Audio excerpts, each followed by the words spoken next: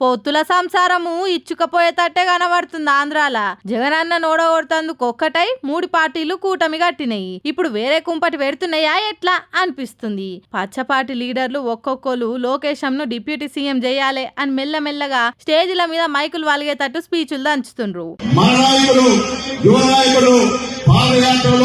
పేద ప్రజల కష్టాలు తెలుసుకున్నటువంటి నారా లోకేష్ గారికి ఉప ముఖ్యమంత్రి పదవి ఇవ్వాలని చెప్పి నా కోరికని మీ ద్వారా ఈ రాష్ట్ర ప్రభుత్వాన్ని తెలియజేస్తున్నానని చెప్పి తెలియజేస్తూ నేను సెలవు తీసుకున్నాను. మొన్నటికి మొన్న తిరుపతి తొక్కిస్లాటల భక్తులు జీవిడిచినందుకు టీటీడీ క్షమాపణ చెప్పాలి అని పవన్ కళ్యాణ్ అన్నాడు. అదే ముచ్చట్ను లోకేశం అడిగితే అది పవన్ కళ్యాణ్ వ్యక్తిగత అభిప్రాయం, మా సర్కార్ ఎందుకు క్షమాపణ చెప్తుంది అన్నట్టే మాట్లాడిండు.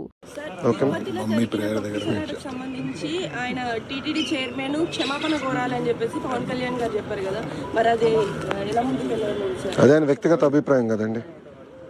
It is not Telugu Desam party stand.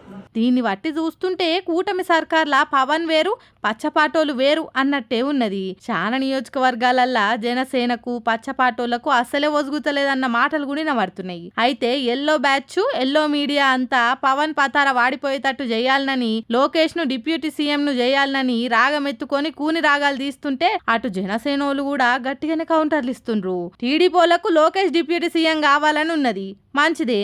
మాకు పవన్ సీఎం కావాలని ఉన్నది, ఎవరి కోరికలు ఆలకుంటాయి అనుకుంటా కౌంటర్లు ఇస్తుండ్రు. ఉప ముఖ్యమంత్రి కావాలి, మా నాయకుడు హోదాలో ఉండాలి, తిరగాలంటే తప్పేం లేదు. మా కోరిక ఉంది కదా, మేము కూడా చెప్పుకోవాలి కదా.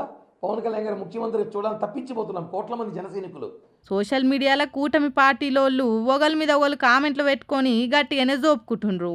నడిమిట్ల కమలయ్యలేమో మాకేందిది అన్నట్టు చూస్తుండ్రు పాపం.